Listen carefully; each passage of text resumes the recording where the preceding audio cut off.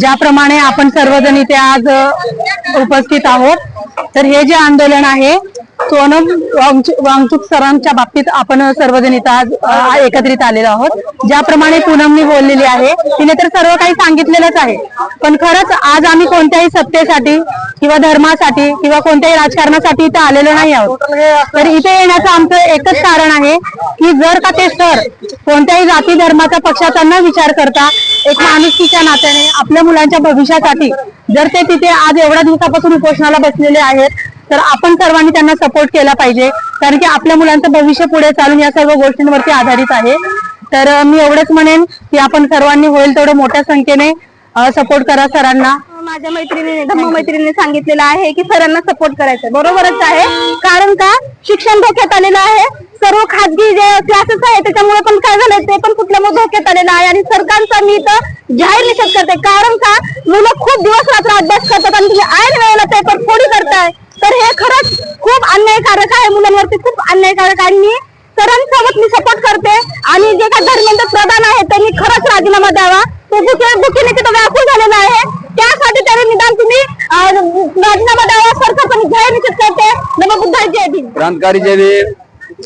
आज नवी मुंबई रबाले अम्बेडकर नगर भीमनगर में आज आयोजन किया गया है मोर्चा कि धर्मेंद्र प्रधान या शिक्षा मंत्री जो हैं हमारे गरीब और किसान के बेटे खून पसीना बहा के पढ़ाते हैं, आज उनके शिक्षा पे लात मार रही है, ये मनवादी सरकार है।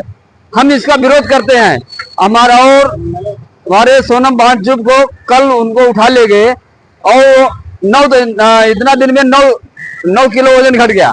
हमारे चंद्रशेखर भाई आह्वान किए हैं कि 20 तारीख को सांसद तक हमको जाना है पूरा पब्लिक के, इसके लिए वो देर से कल ही उनको उठा लिए गए और ये मनवादी सरकार चुप क्यों बैठी है? हमारे शिक्षा बच्चों का समस्या है, इसमें ध्यान नहीं दे रही है। हमारे सभी शिक्षकों को वो लात मार रहे हैं, हम इसका विरोध करते हुए क्रांतिकारी जय। आज आपला खरं म्हणजे काळा दिवस मानला पाहिजे आपण, कारण आपले भारताचे शास्त्रज्ञ यांना सरकारने बळजबरीने उचलून नेलेला आहे। हा काळा दिवस आहे, कारण आजकाल भारतातल्या कोणत्याही चांगल्या माणसाला कुठल्याही नेत्याला विरोधात जो आहे त्याला हे शासन हे त्रास देत आहे, त्याला आत्महत्या टाकतंय, बळजबरी करतंय। हे शासन एकदम वाईट शासन आहे।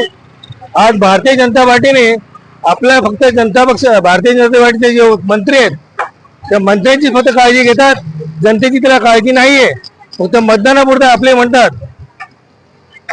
त्यामुळे आता इतके मला वाटतं 20 ते 22 दिवस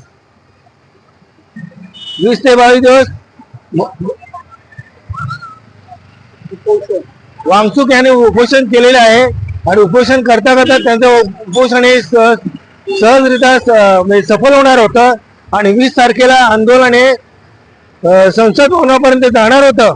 हे सरकारला जाणीव होती आणि सरकारला या प्रकारचं उत्तर द्यायची गरज होती आणि हे होणार आहे, त्यामुळे त्यांना प्रश्न पडला होता आपण उत्तर काय द्यायचं।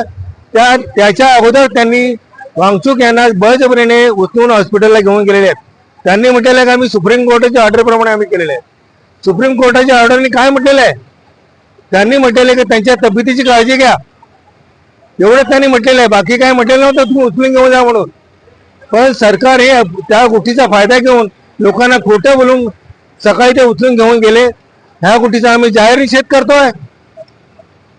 बीजेपी सरकार मुर्दाबाद, बीजेपी सरकार मुर्दाबाद, बीजेपी सरकार मुर्दाबाद।